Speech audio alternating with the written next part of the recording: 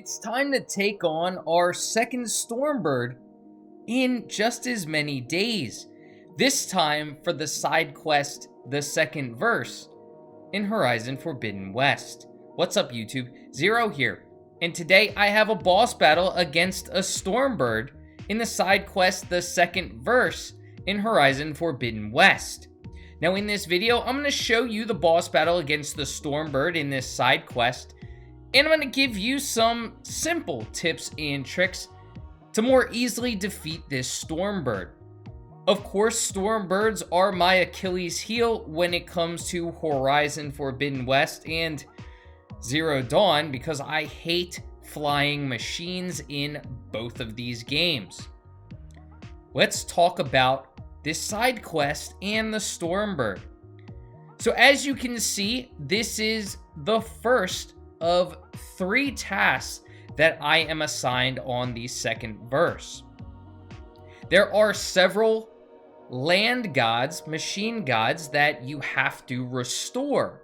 However, this is the only one that you're actually going to have a boss battle, so that's just something to note. It would have been nice to have 3 boss battles for this side quest, the second verse. However, they decided that 1 boss battle was enough. So if you, like me, decide to go for this area first, you're going to have to take on the Stormbird, not at the end of the side quest, but during the middle.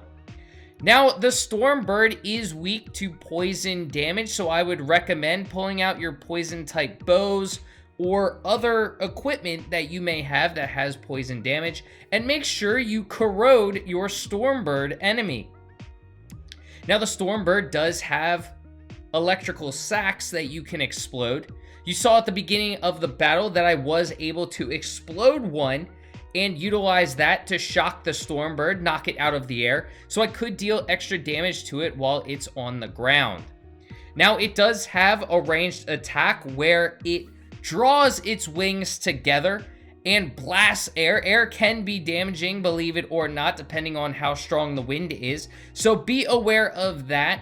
Make sure that you do keep your distance. When the Stormbird goes into the air, there are split seconds where it does hover. That will allow you, if you do have a stronger type bow with a stronger move, that you can utilize that to do extra damage. If you have that sharp shot bow while the Stormbird is hovering, you can utilize that. You can also use overdraw to deal extra damage while the Stormbird is hovering, so you can utilize that to your advantage. But again, make sure you're dealing corrode damage when possible, so you can deal that extra damage to the Stormbird. Now, this battle, unlike Lofty Ambitions against the Stormbird, there is no arch. There's no protection that you can get from the environment as much as the side quest Lofty Ambitions.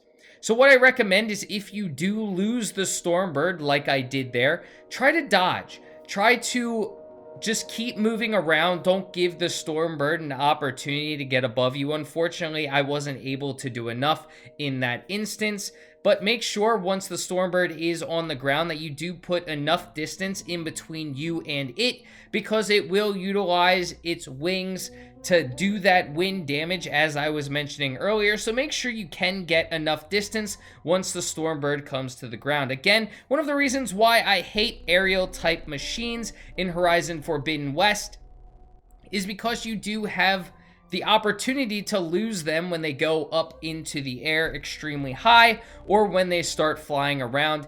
It does make it a little bit harder to track them. It also makes it a little bit harder for your closer range weapons to hit them. So make sure you're pulling out some of your longer range weapons. Of course, a sharp shot bow can be preferred once the Stormbird is in the air. You can deal a lot of damage with your sharp shot bow, and you can also utilize the moves you can get for the sharp shot bow to deal extra damage. Now you can see there are canisters on the back of the Stormbird that I recommend targeting because they do get that weak spot damage, so you can deal extra damage once that Stormbird is on the ground. Of course, much harder to hit when it's in the air. When it's in the air, you can hit its stomach because its stomach does have that electrical sac that you can utilize to paralyze the Stormbird, so make sure you're aiming at that so you could get the extra damage and hopefully paralyze the Stormbird and bring it to the ground. And again, once it's on the ground, it has those canisters on the back. Let me know what you think of this side quest. Was it one of your favorite side quests, or was it one that you just didn't enjoy? I really love the story of this side quest, helping Zoe restoring these land gods to the way they used to be before Hephaestus decided to infect them. Leave a comment in the comment section and let me know what you're thinking of Horizon Forbidden West so far. I, of course, am loving this game. I hope you enjoyed this video, and if you did, feel free to give it a thumbs up and hit that subscribe button for more Horizon Forbidden West content. I do a bunch of other RPGs, so feel free to check those out as well. Till next time, peace.